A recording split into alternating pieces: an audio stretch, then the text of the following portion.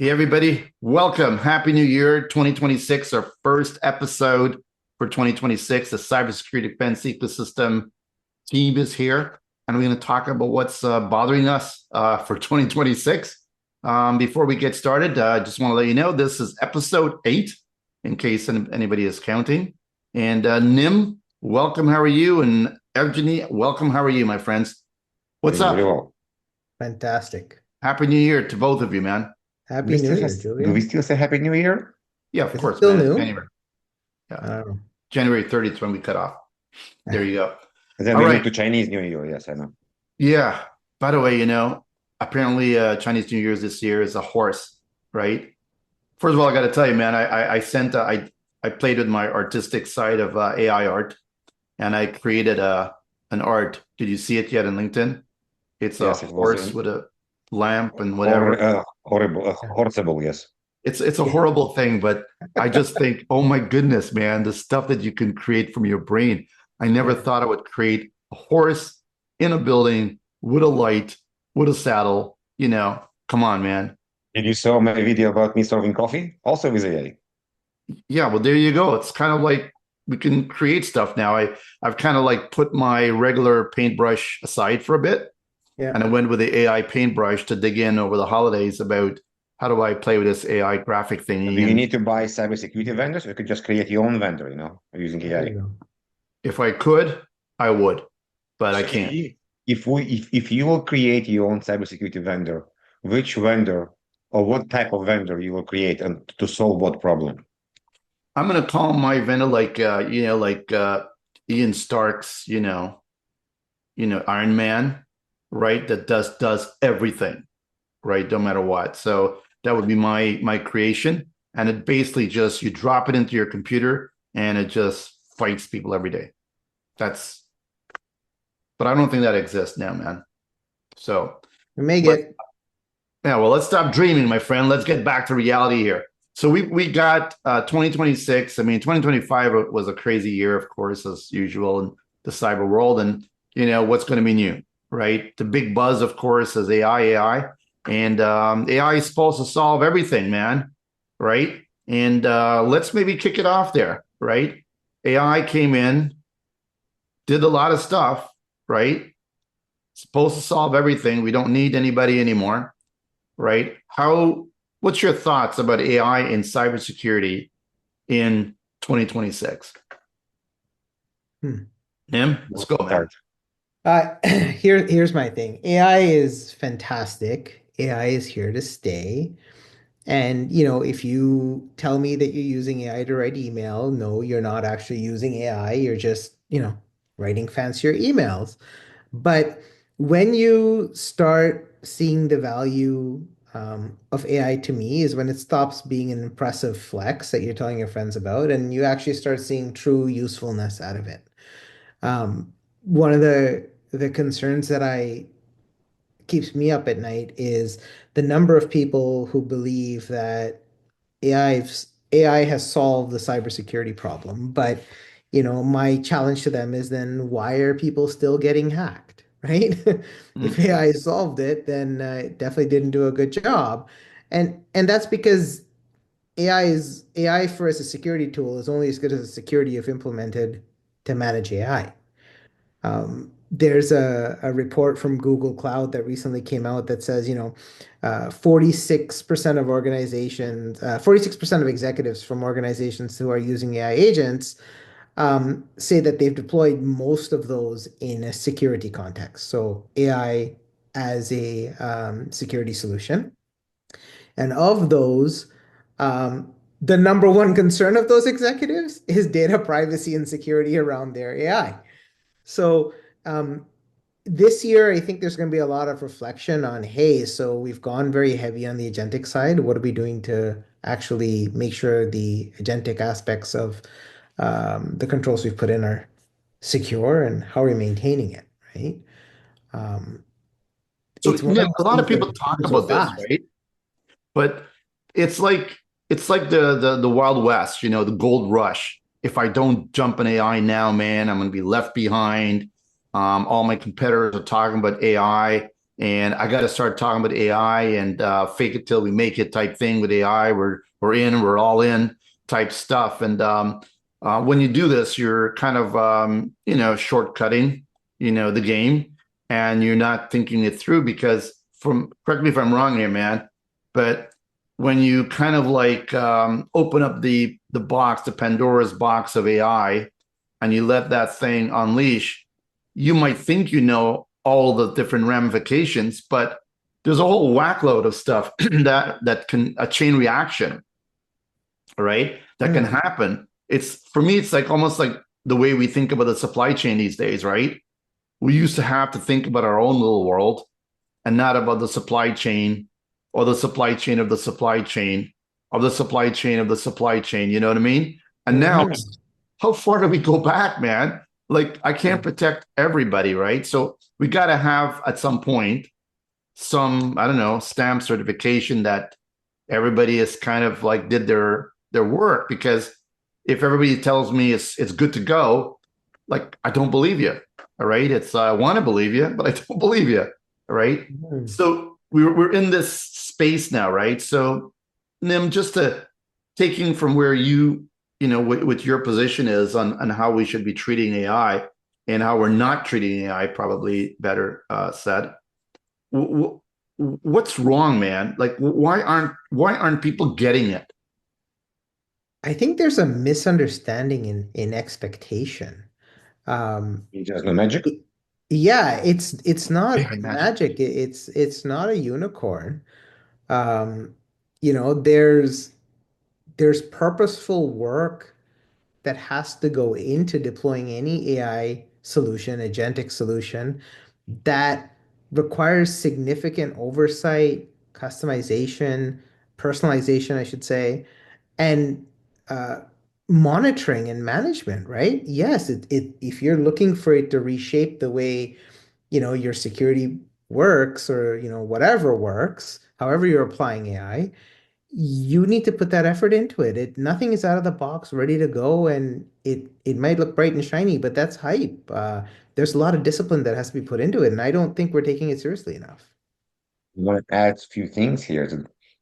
One of the benefits of AI is it's supposed to be much faster than humans. Let's not talk about how smart it is, but it's supposed to be faster to analyze data. Think about that. If you fast to analyze data and you fast to do something, it means you're also fast on breaking stuff. So the moment you rely on AI, or the moment you have AI making decisions, if the AI making the wrong decisions, it's going to start breaking stuff very, very fast as well. So it's also consideration, not just in cyber. If AI doing cold calling, for example, or AI doing support, if something breaks, it's going very fast. And towards what Neem was saying, am I buying a black box? And I bought a magic tool, I integrate it to my environment, and it's working. It's not going to do it. I've been in security and in integration in cybersecurity for more than probably 20 years. I never saw an engagement with the customer with large enterprise or even enterprise. So somebody above 5, 10,000 people that we just came, put the tool, forget AI, and it just worked. There was always something that will not going to work because everybody is different. I'm not even talking about banks. Banks is completely different level.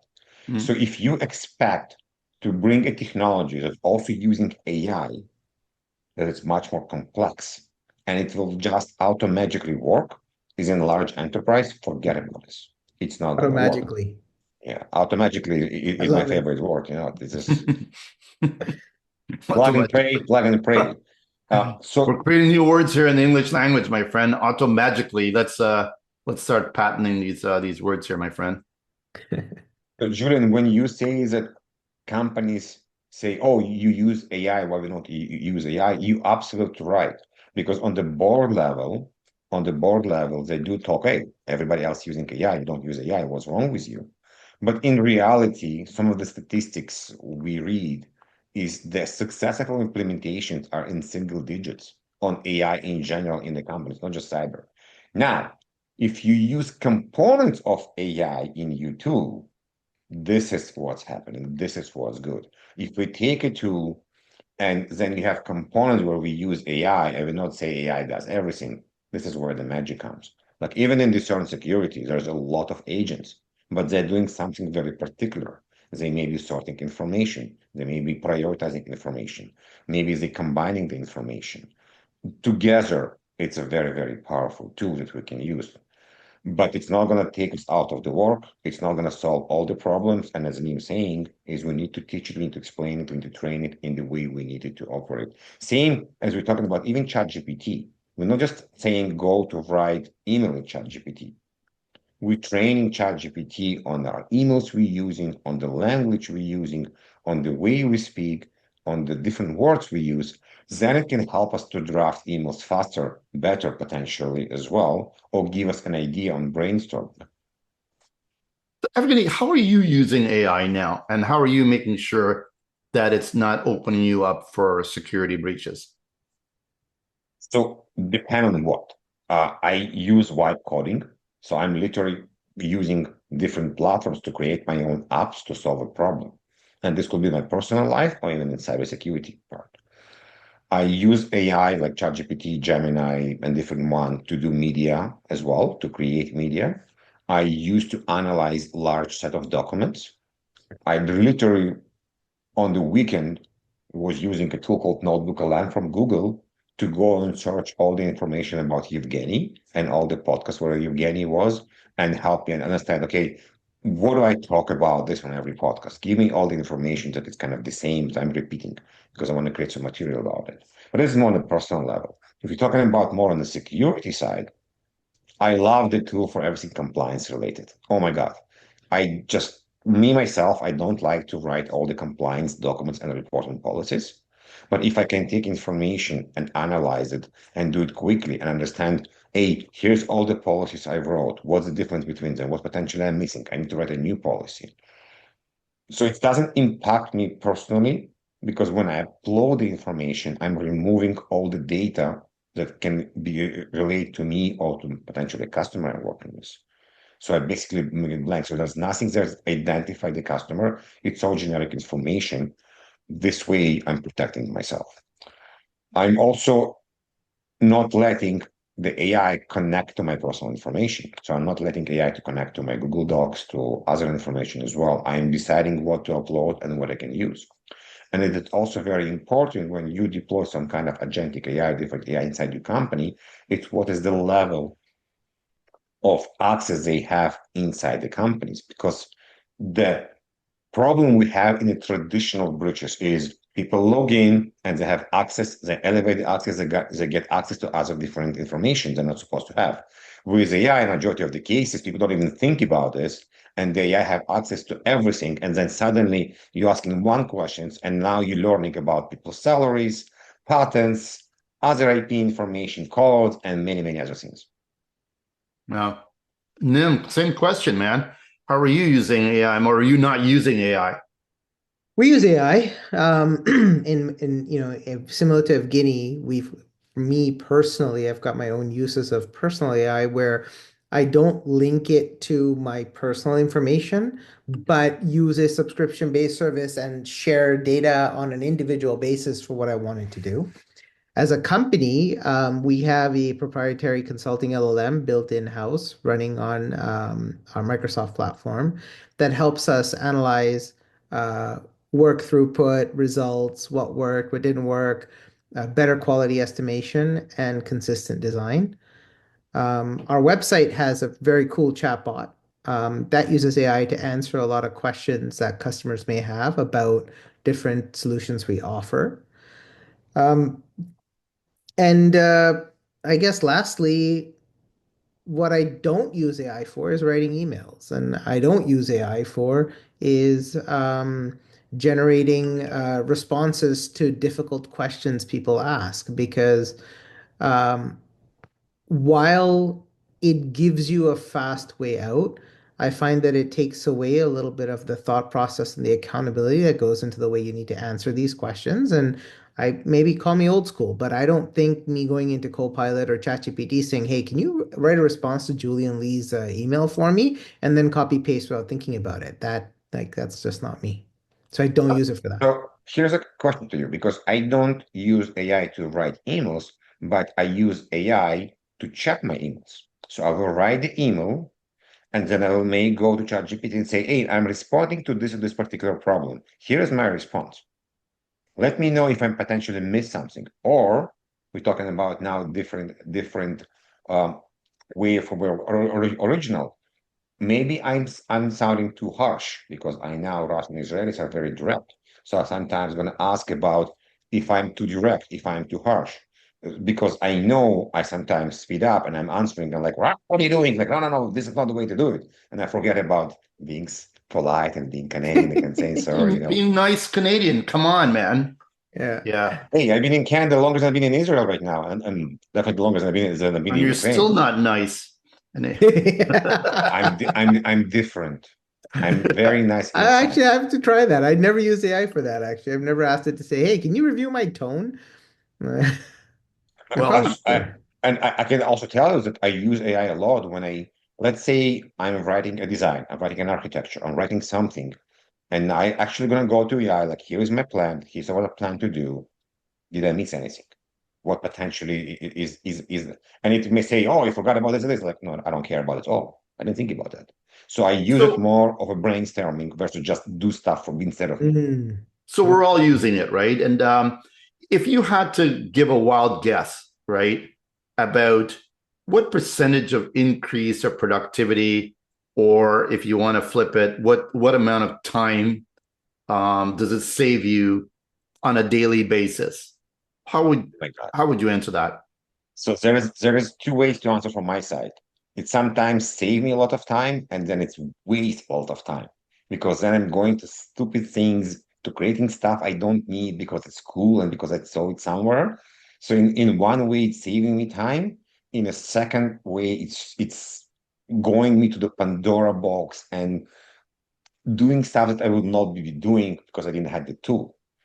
But in general, mm, it probably saved me at least 30% of time, especially with documentation, especially with reviewing, especially with brainstorming, or sometimes I need to understand or review, and I will, not just the time, I may go much faster, because if I need a second peer review, I can use this, and I don't need to wait for a friend or somebody else to do it.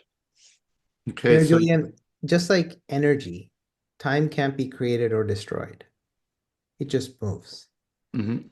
So 100% of people who use AI say that they're saving between 40 to 50% in time. 100% of security experts say they're spending 40 to 50% more time protecting from AI. So that's just how it flows. So we're gaining it in one and we're losing it in the other. Mhm.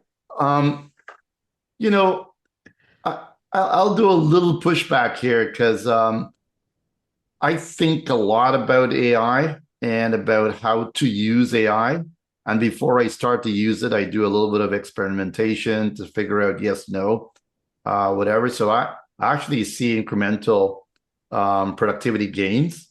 But basically, I measure productivity gains by how much time did it save me. That's just my measurement stick, right? So if normally I'm doing something that takes this amount of time, then it takes me much less time. So my God, it's fantastic. Like Notebook LM, right? It's a great tool when you do research for people and before you interview them, for example.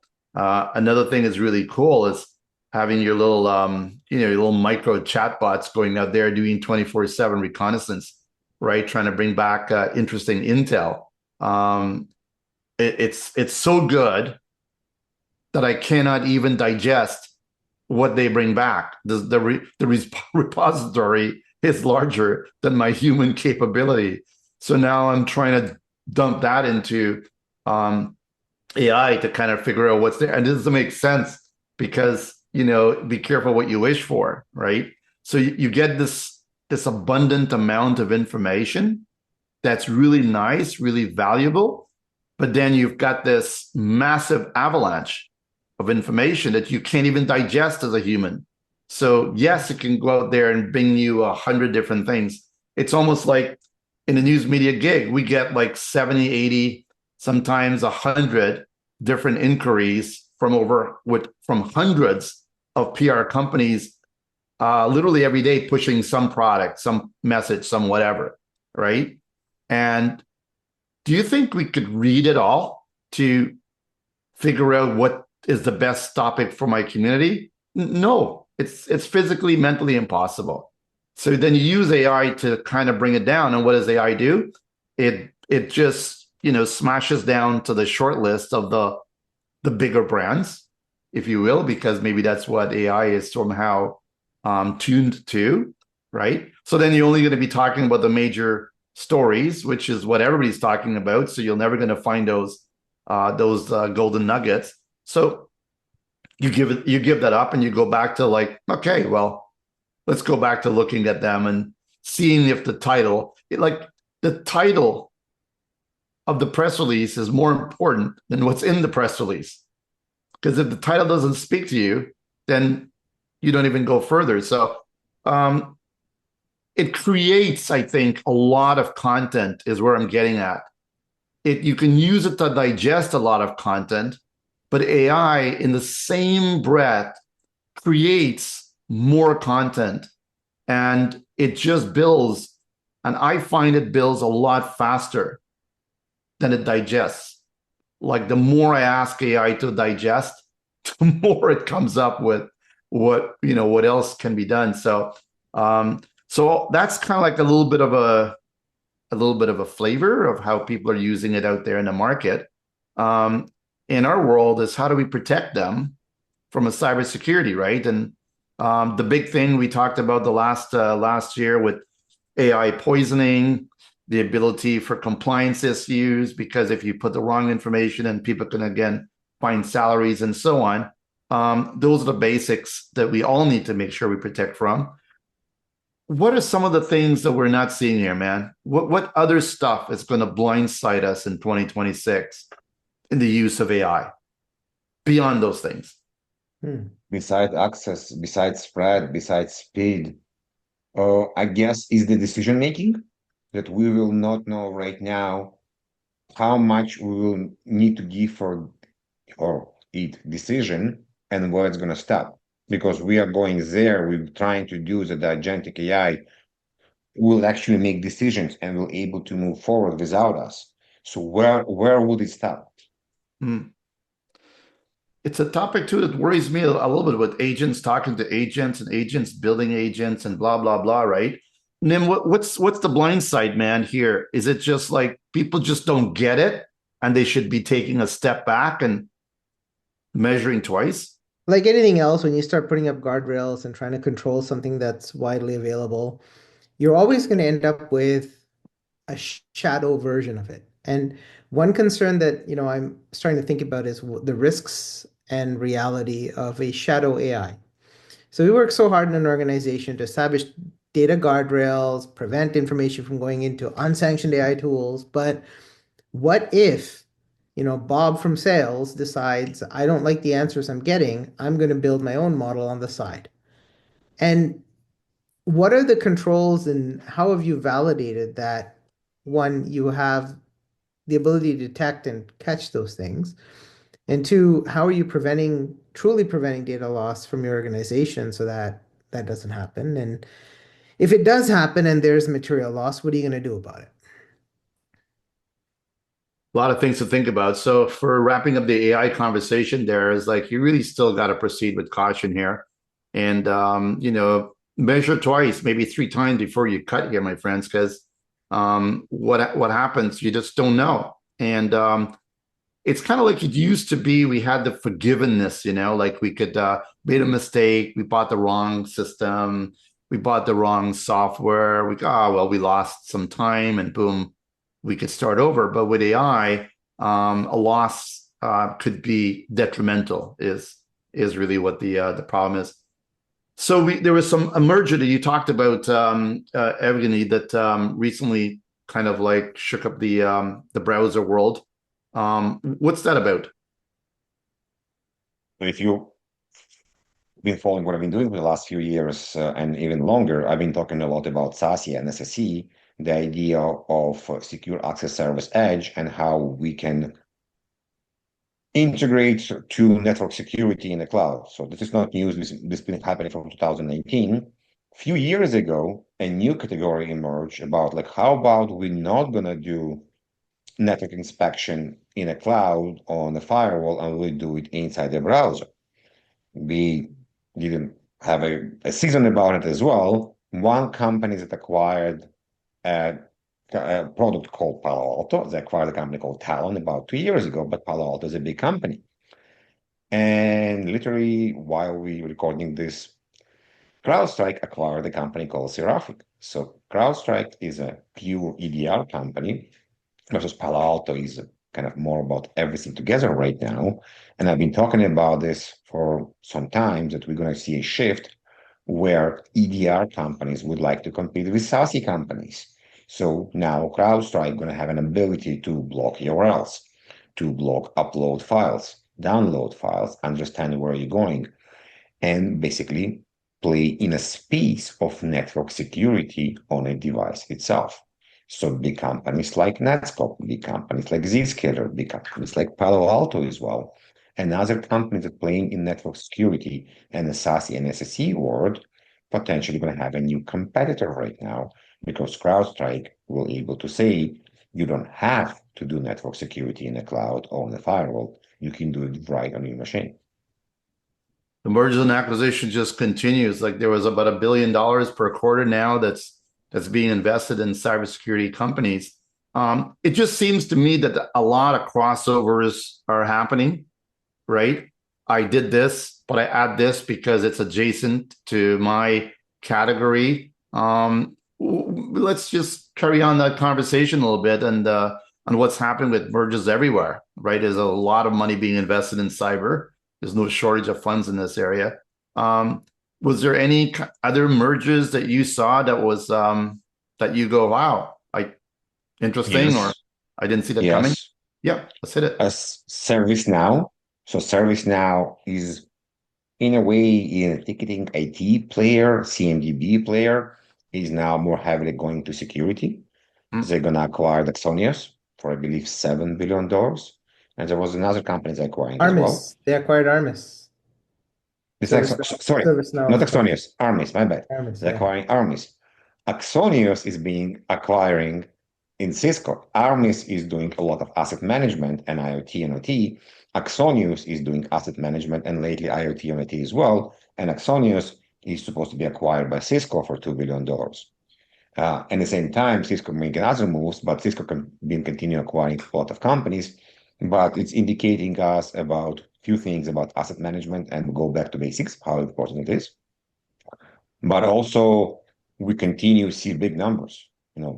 7 billion for Armis is quite big. In general, 2 billion for Axon is quite big as well. And of course, we saw previous companies have been going for more than a couple of $1 billion as well.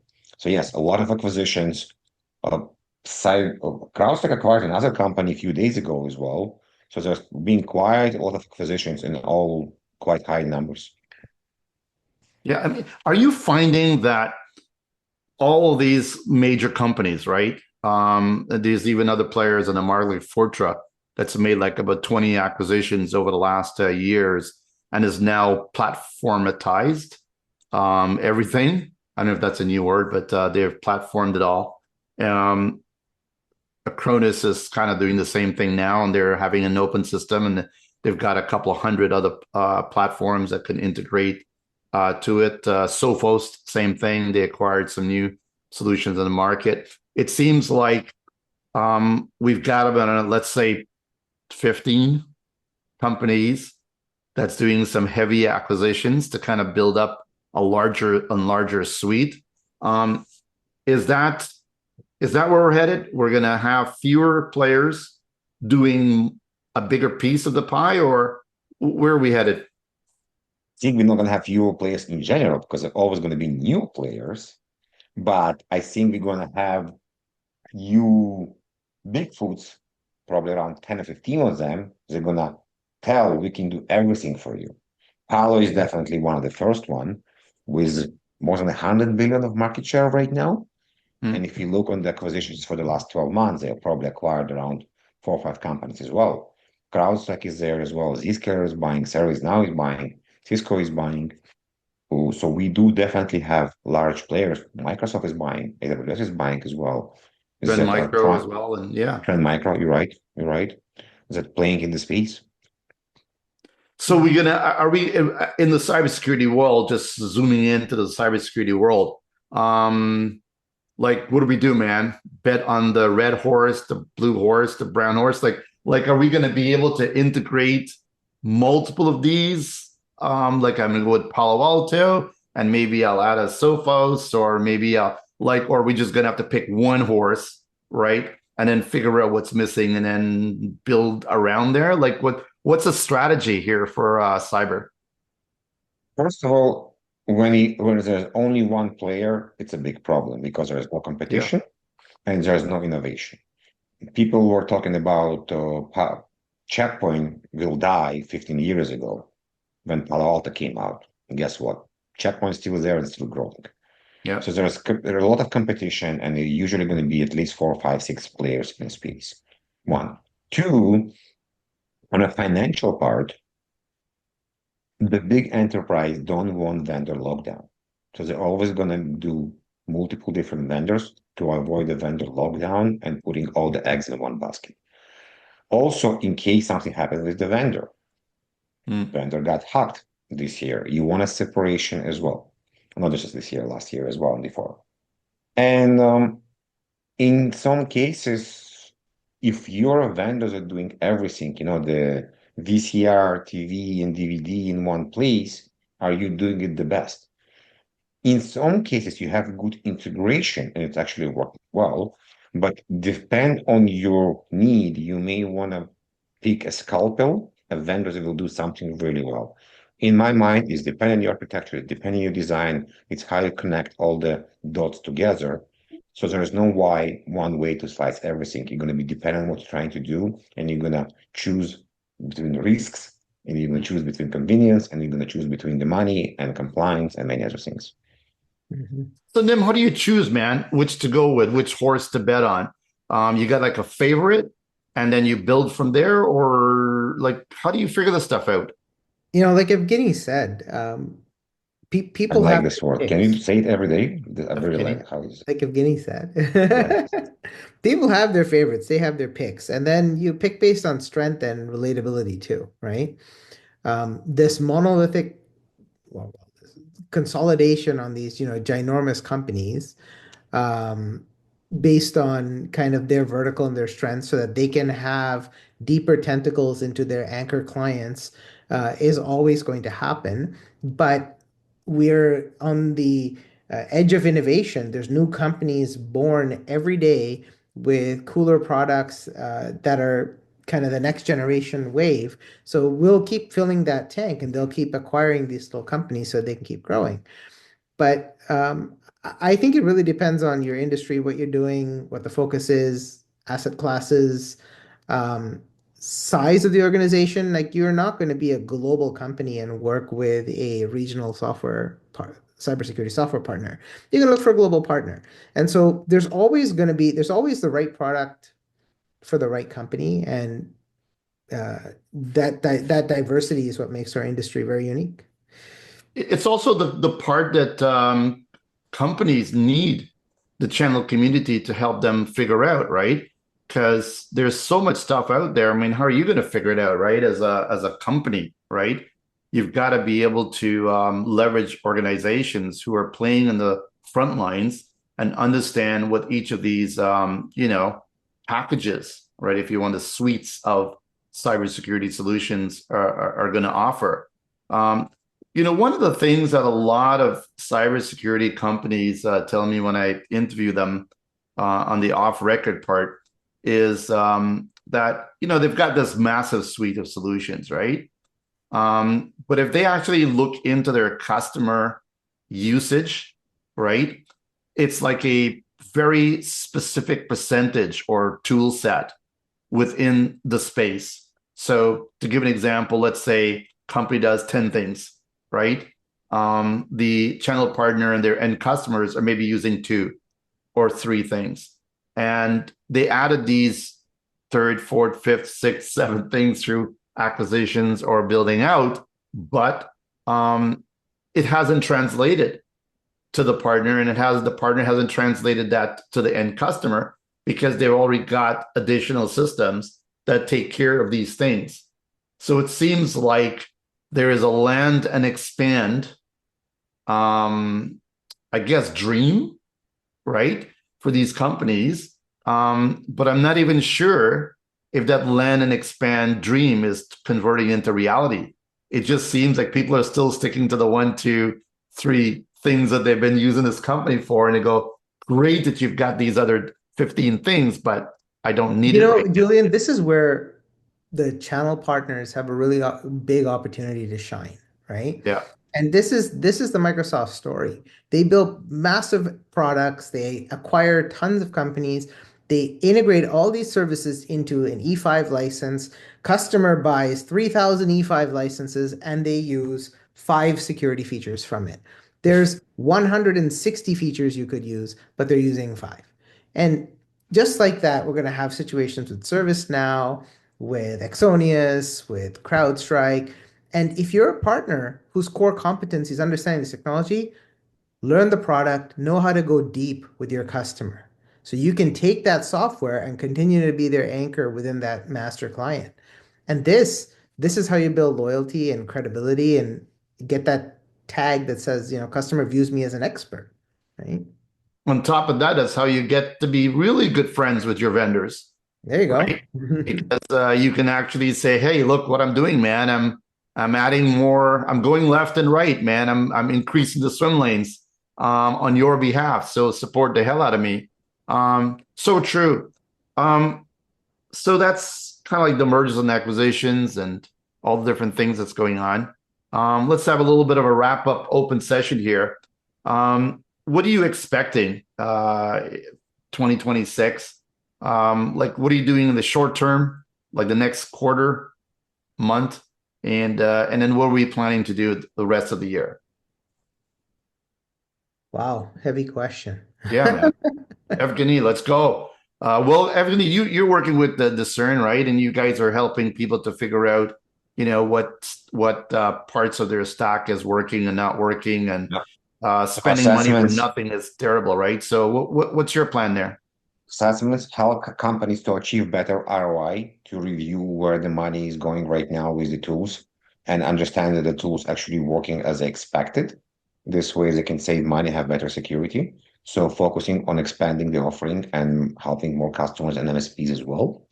This is one part of also promoting and branding on the second part. On a more personal level, I'm actually focusing on the soft skills and communication to help people there as well and present on the topic. And we talked before the recording about healthy eating and being fit, Hey, man, never forget about that, man. At the end of the day, if you got no health, life sucks. Exactly. Nim, what's your playbook, man, for 2026? Playbook 2026, geopolitical situation, Oh, national economics. hmm. Everyone's looking to do more with less. We opened the year shotgunning with 3 new accounts on FinOps and multi-cloud spend optimization. Going deep with our clients and helping them use their clouds better, decide where to store active data, cold data, archive, and deletion better. Also part of, the AI data guardrails program, making sure that whatever you are using is intentful and, you've done your diligence in what you're pointing your AI solutions to.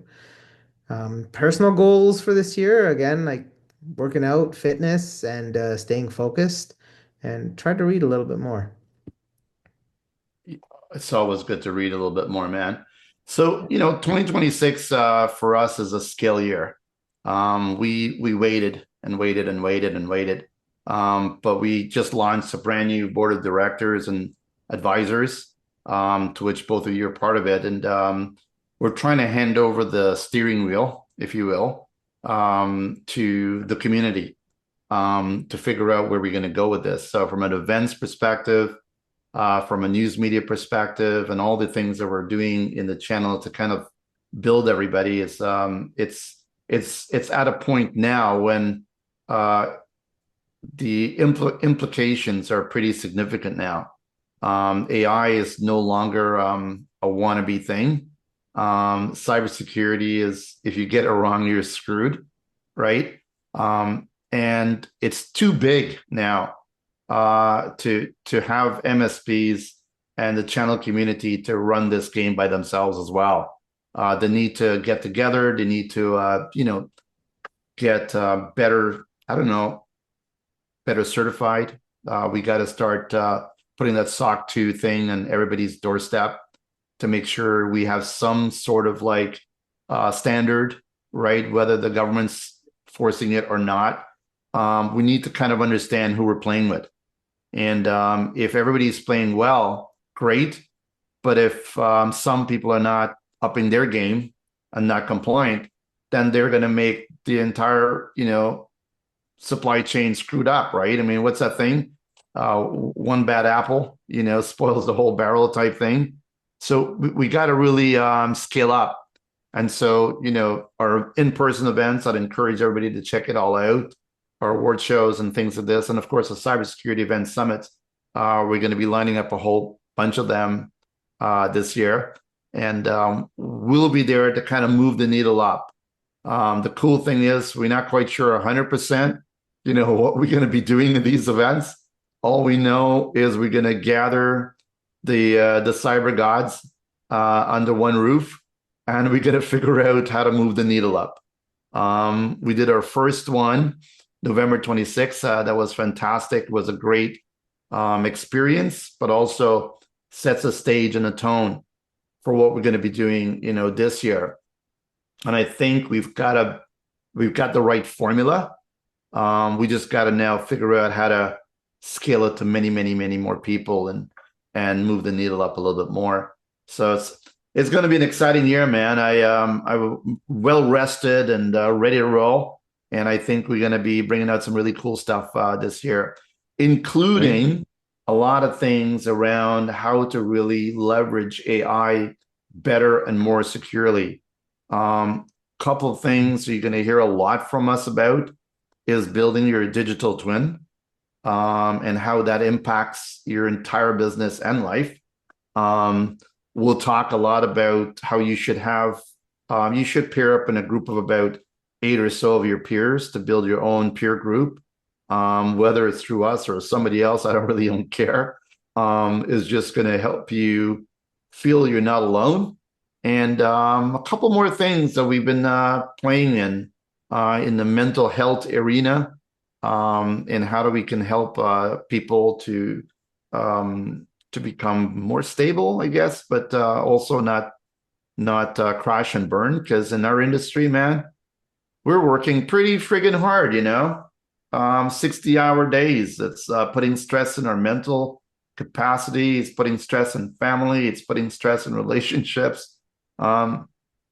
Putting stress in your body as well, right? Physicalness, right? So we gotta, what's that saying, man? My favorite thing in the airplanes, if the ear masks come out, you got to put yours on first before you help the person beside you, right? Yes, the airplane, yes. Even if it's your kids, because if you croak, how are you going to help your kids?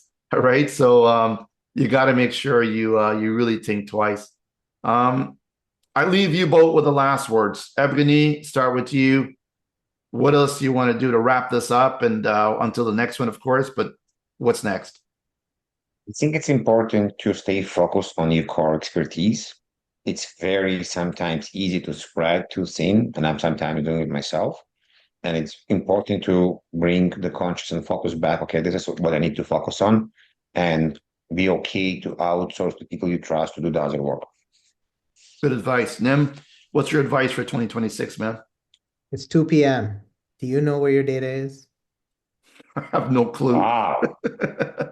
Wow. It used to be 11 a.m., man. You've just moved it to 2 a.m. now. Okay.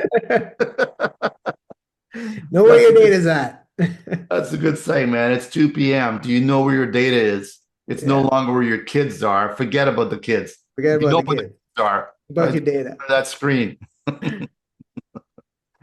All right, my friends. All the best. We're going to be talking a lot again in 2026. Again, episode 8. Many more to come out these next months, and we shall see you at the next event. All right. Cheers.